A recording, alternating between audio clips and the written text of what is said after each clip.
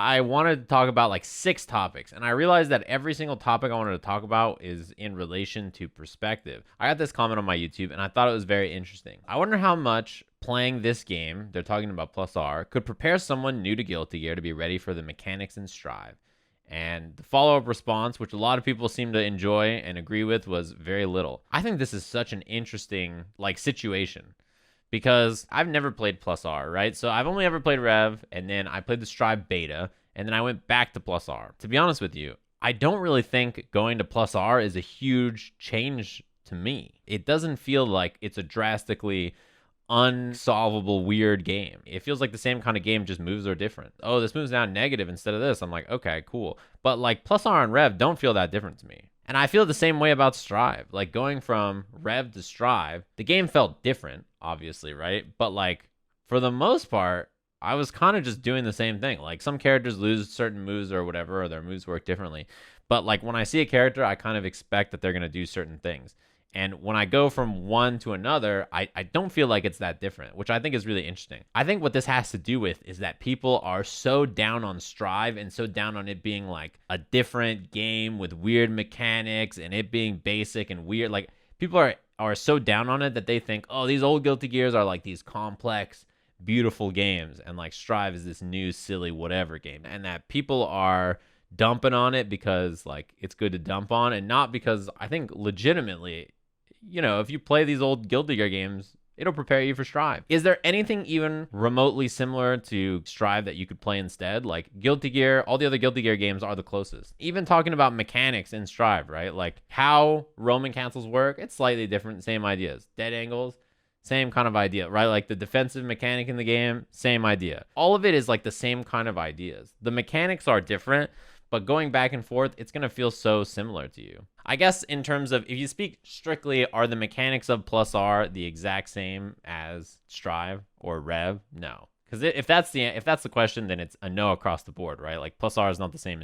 as Rev, and Rev's not the same as Strive. But in terms of like how they play and if they will prepare you, yeah, I mean, it'll prepare you. Yeah, the defensive options are different, but they're different in like functionality. I don't think that they're so different that if you're like, oh, this is this game's X, they'll be like, oh, okay. Think about Roman canceling for a reference, right? If you learn how to FRC in XX, and then you learn how to use YRC and RC and PRC in Rev, and then you go to Strive and you learn how to use the new Roman cancel stuff, they have different mechanics and stuff, but it's the same kind of idea. Perhaps they're talking more about specific mechanics or something like that, but in terms of getting you ready for a new Gear game, nothing will get you ready more than playing other Guilty Gear games. And then it got me down the rabbit hole of perspective, and there's a bunch of different things that came up. There's this little post here where somebody says, I'm 0-13 at the time of watching this video, will report back. 1 hour later, 0-30. Then after that update, 1-31. But my opponent's score still says 0-0. Come on, man. I feel robbed. This guy's a legend. We've all been there. Even people who are very good fighting game players, when you go to their streams and you look at their records in like XX, if they're new to the game, they have like a super negative record, right? Like they're just getting beat up by people because, they're learning a new game and that's just how it goes. This is very normal. Remember me playing ZCAP my very first day? Anyway, chap, I wanted to talk more about perspective, a little bit about Netcode today. The title to this thread, it might be a slight overreaction, but plus R rollback is orgasmic. I can't go back to Exert or GBVS anymore. Absolutely mind-blowing. I never want to wait 30 minutes just to see if someone shows up to the stupid world lobby in GBVS or in my room in Exert ever again. Remember a while ago, I was saying that like the cool thing about this is that although there's a lot of examples of rollback you guys can go play, people only want to play rollback in their game. You guys know how this is. If it's not in the game that you're playing, you're probably not going to use it much, right? I don't want to play Power Rangers because I don't support them. I'm a Gokai Ranger fan for fucking life, all right? I don't support Power Rangers. They're like, all right, fair enough. They're like, I don't play TFH. I'm an Animorphs fan. And until they make an Animorphs fighting game, I'm not going to play any animal fighting game. All right. You don't want to play those games. Now, finally, they add rollback to the game they like, and they're like, okay, we're in there. But then there was a thread where it linked some Japanese tweets about GGXXACR, and there was a translation of it. And in the comments about it, it says, like, I tried the beta for AC+R, and it was great. I played, like, up to around 250 ping, and that's when you start to play rollback. But below that, it's like fantastic, right? And then the translation below said like, well, you know, rollback gets a lot of negative press because of Street Fighter. And I think a lot of people agree that if Street Fighter is the only game that you played that has a rollback in it, you're like, dude, why do people want this? You know, I should add on to that, actually. There was also a collection of tweets that someone gathered of Japanese players trying +R and being like, what is this black magic? Why does this game play so well online? This GGPO stuff is literal wizardry. But Sajam delay is fine in Japan. You guys should see some of these connections people play. People do that too in the West as well. They're like, holy shit. I've played this Guilty Gear netcode's the best rollback netcode I've ever played. It's the best one. It's so good. I saw people saying that. They're like, it's so good. It's way better than all the...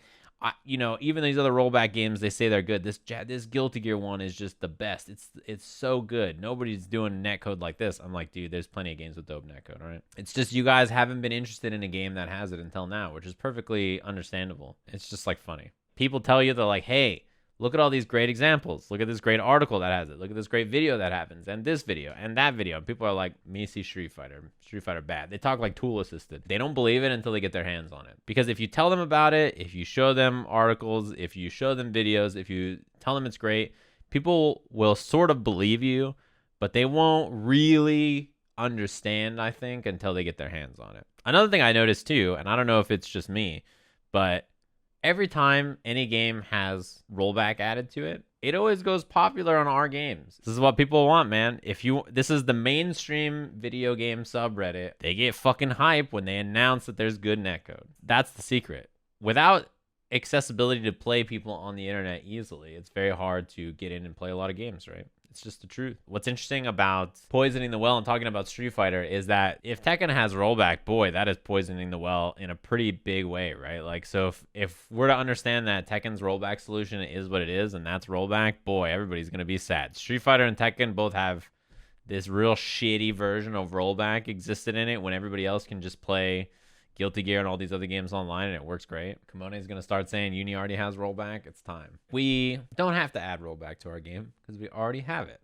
Let me be clear. Don't forget they tried to tell us that Guilty Gear's gameplay and animation style could not handle rollback. That's true. And when you say they, it was Daisuke. Remember, people were using that. They were like, hey, look, Daisuke himself said it. Why would he lie? Like, it doesn't work well for Guilty Gear. You can't just take Guilty Gear and put rollback in it. It's not how it works. So then you just look and you see that they've jammed in rollback to this old game. Most of the time when you build a game with rollback in mind, there are things you can avoid or look at or plan for, right? But this old Guilty Gear game, rollback wasn't even on the mind. They just like ported it into this old game, and it works great. It's the same thing with Footsies. I think Footsies is a great example of a game that is designed from the ground up. Its core ideas don't even work well with rollback, but it plays fucking awesome with rollback. Guilty Gear has lots of sudden movements, lots of like really snappy situations where the camera can just jut around and be weird, but it still plays really well most of the time for Elder Death. Think about it like this, right? If your air dash like starts up immediately, it's going to look a lot more visually jarring with rollback than if the first like few frames of it don't start up immediately. So like, let's say in both cases, your air dash, like to move and be above someone would be like 15 frames or something.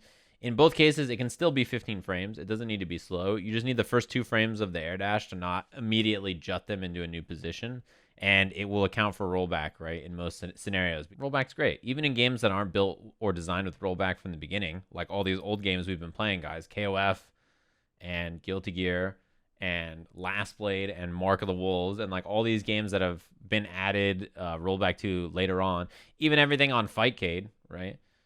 Those games were never designed with rollback in mind. They still play, and they feel amazing. Anyway, my point back on perspective. People are really hyped about this netcode. People are really, really excited to play it. And it turns out that when you put Guilty Gear in people's hands and they can just play anybody anywhere, the game feels great, and they're really hyped about it. And they're just really happy to play it. KOF is too hard for newer FGC members.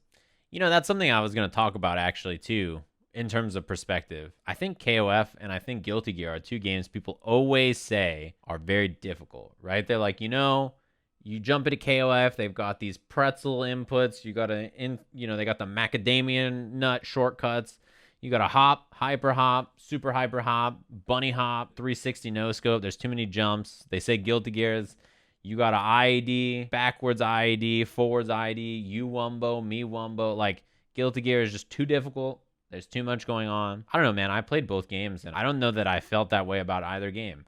I have not played very many KOFs ever. I thought it was great. I didn't think the game was too complicated to play. I just jumped in there and played it, and I had a great time. I went back and played +R. I never played +R. I never played AC at all. I've only played Rev and Strive. I went back and played it. I didn't think either game was like incredibly difficult. I thought just jumping in and playing was very easy. To be fair, you played easier characters in 2002. I just picked who looks cool. I like King and I like Benimaru, so I picked them. Also, if you can pick characters in a game and the characters are easy and then the game is easy, I mean, that doesn't seem like it's incredibly difficult, is it? The core of the game is there. Playing both of the games, I don't really know why they get this reputation of being so difficult that no one can just jump in and play them. I just jumped in and played them, and I had a great time. And people in my Discord who are all new players jump in and play them, and they have a great time. They have their own mechanics and core skills that you have to learn, just like any fighting game. If I play a complex character, I can't just short hop and dash low short. Oh, wait. Yeah, I know. It doesn't matter if the character is complex or simple. The core gameplay is going to be relatively similar. If you're new to fighting games, all fighting games are difficult, no matter what the fighting game is. And if you're experienced with fighting games, I think picking up any fighting game is the same kind of feeling no matter what.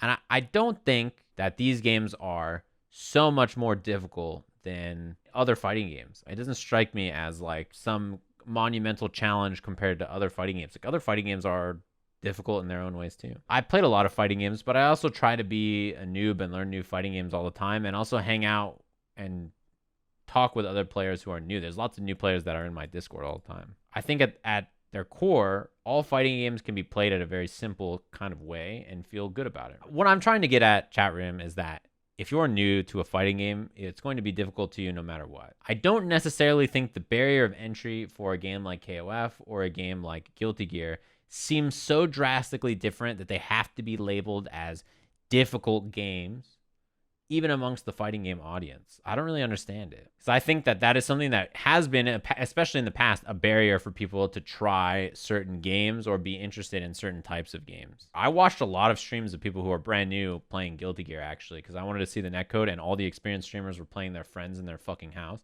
Seeing new people pick up Guilty Gear and just being like, man, this is really cool. This is really fun. I don't know why I didn't play Guilty Gear before, right? Like, it's really interesting to me. Listen, I do know that Grand Viper should be illegal. The noise that move makes should be against the law. It's just fucking, I feel like I'm gonna die every time it happens. I feel like it's my heart exploding. Anyway, have fun with the game. You're gonna drop it in like a week, like every other secondary FGC talking.